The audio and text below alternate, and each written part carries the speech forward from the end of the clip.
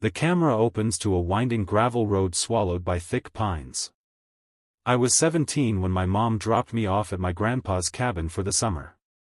It was supposed to be a digital detox, no Wi-Fi, no TV, no phone towers for miles. Grandpa Earl was a grizzled man. Ex-military. Quiet. Wore his sheriff badge even though he'd retired years ago. His handshake felt like gripping old rope. And that cabin? It sat on a ridge like it didn't want to be found. No one visited unless they were lost, or sent.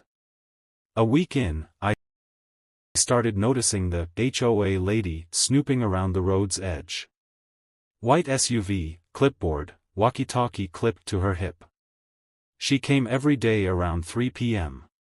Grandpa would mutter under his breath, "Buzzards always circle before they strike." I didn't understand what he meant.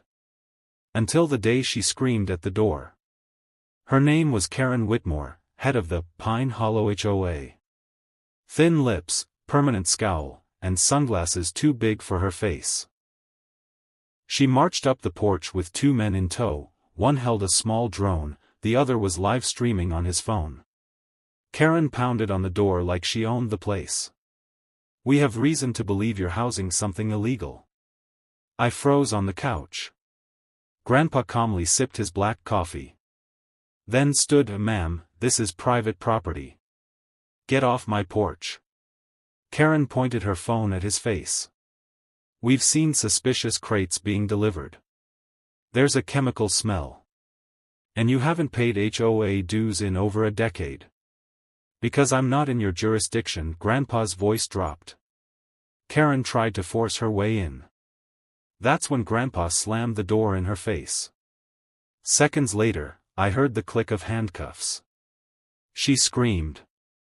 I opened the door. Karen was on her knees, one wrist cuffed to the wrought iron railing of the porch. The other wrist was being held by Grandpa as he recited something about citizen's arrest under Penal Code 837. Karen's live streamer friend dropped his phone and ran. "You have no authority to restrain me," she shouted. "You trespassed. You attempted illegal entry. You're lucky I didn't call the county sheriff, he's a good friend of mine." And then he pulled out an old two-way radio. "Stan, got a situation. Bring the cruiser. And a mop." That night, Karen was driven away, still shrieking about legal action and conspiracies. But that wasn't the strangest part. That was just the beginning. A few days passed. Peace returned. Grandpa and I resumed our card games and walks by the stream. But I had questions. About those crates. The smell. The padlocked basement door. I waited until he went to town. Then I picked the lock. What I found below the cabin chilled me. Crates lined the walls. Inside, medical supplies, tactical gear, satellite phones, and folders stamped, "Confidential, FEMA Asset Inventory." In one folder was a photo of Karen, dated 1998, labeled, "Informant. Terminated." That's when the truth hit me. Karen wasn't just an HOA busybody. She was looking for something, maybe something she once helped hide. When Grandpa returned, he didn't get angry. He just sat next to me, pulled out his pipe, and said, "You saw too much." My heart stopped. Then he smiled. "Might as well tell you everything now." Turns out Grandpa had worked Black Ops logistics for FEMA in the 90s. The cabin was a fallback site.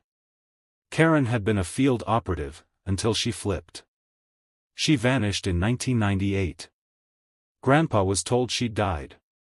Until she showed up at his porch. She wanted to find the rest, he said.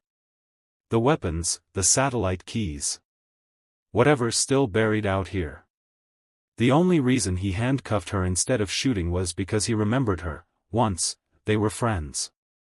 Now, the agency was watching. Not just her, but us. The story ends with me, 1 year later, taking over the cabin. Grandpa passed away peacefully that winter. Karen was never seen again. But every spring, a white SUV drives by around 3 p.m. And I keep Grandpa's handcuffs by the door. Just in case.